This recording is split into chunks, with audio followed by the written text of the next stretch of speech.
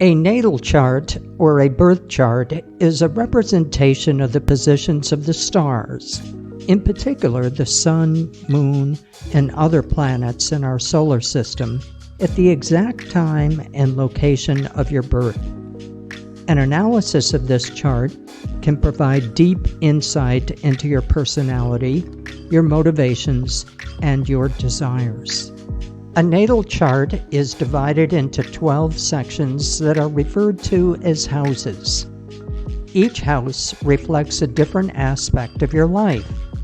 Houses 1 through 6 are concerned with everyday activities and mundane matters, such as personal finances, the home, and daily routines, whereas houses 7 through 12 are concerned with more abstract concepts such as philosophy, legacy, and spiritual matters. The placement of the planets in the houses reveals where we store our energy and also indicates our personal strengths and limitations. The 12 houses are presented graphically in accordance with 3 major styles, 2 of which come from Vedic astrology and the 3rd from Western astrology. The Southern Indian graph for Vedic astrology uses a square within a square configuration, with the houses occupying the space between the inner and outer squares. Each of the houses is exactly the same size, indicating that all have equal importance.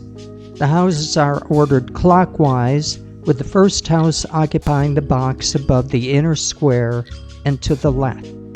The Northern Indian style for Vedic astrology uses a diamond within a square configuration, with the first house occupying the top position of the diamond.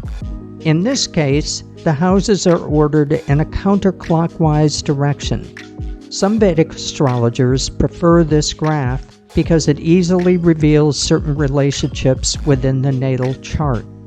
The Western astrology style graph is presented in a spoke-in-wheel configuration, with the first house appearing on the left below the equatorial line that separates the northern and southern hemispheres. The houses are ordered counterclockwise. Each house is home to a particular zodiac sign. Aries always occupies the first house, followed by Taurus and the other signs until we reach Pisces at the 12th house. There is a reason for this order, but it is too detailed to examine at this point. We will present it in a later video once you have more basic information. The 3 graphical representations highlight a commonality between the Vedic and Western systems of astrology. The graphs are organized differently, but they present the same basic information. While there are other points of similarity between the Vedic and Western systems, there also are major areas of difference, both in procedures and in focus. What we have presented thus far is known as the natural zodiac. It acts as a baseline for understanding and analyzing a natal chart. However, this is not necessarily what your natal chart will look like for 2 primary reasons. The first of these is that the point of focus for a natal chart in the Vedic system is your ascendant sign.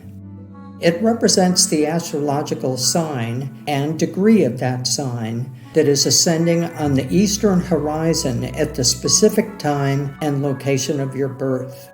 On the other hand, the Western system uses your sun sign as its point of focus. Sun signs are based upon a 12-month periodicity that starts with the spring equinox on March 21st. Thus, if you were born sometime between March 21st and April 19th, your sun sign is Aries. If it was between April 20th and May 20th, your sun sign is Taurus, and so on. The second reason that your natal chart probably will not look the same as the graph for the natural zodiac relates to positioning. Because your ascendant sign in the Vedic system represents the focal point of your natal chart, it now occupies the first house. For example, if your ascendant sign is Virgo, then it will be the first house in your natal chart. Libra will be the second house, Scorpio the third, and so on. Of course, if your ascendant sign is Aries, then your natal chart will resemble the graph for the natural zodiac. An important distinction between the Vedic astrology graphs is that the southern Indian style fixes the order of the zodiac signs and changes the houses once an ascendant sign is identified, whereas the northern Indian style does the opposite. For example, let's suppose that a person's ascendant sign is Virgo. In the southern Indian graph, their natal chart would still show Virgo located in its usual position at the bottom right corner box. Within this box will be the letters AS to denote that it is the ascendant sign. Virgo now is the first house, and the other houses shift to accommodate this. In the northern Indian style graph, the order of the houses is fixed. Being the first house, Virgo would move to the top of the inner diamond, and the other signs would shift accordingly. Again, it's the same information that is presented differently. Finally, we would like to point out two mistakes that people make when they receive their natal chart from a professional astrologer. But before we do, if you have found this video to be beneficial, please click the like button. This helps to ensure that others also will have access to it. One mistake that people make is that they take their natal chart personally. They don't like some of the things that are in it, so they reject it entirely. This is unfortunate.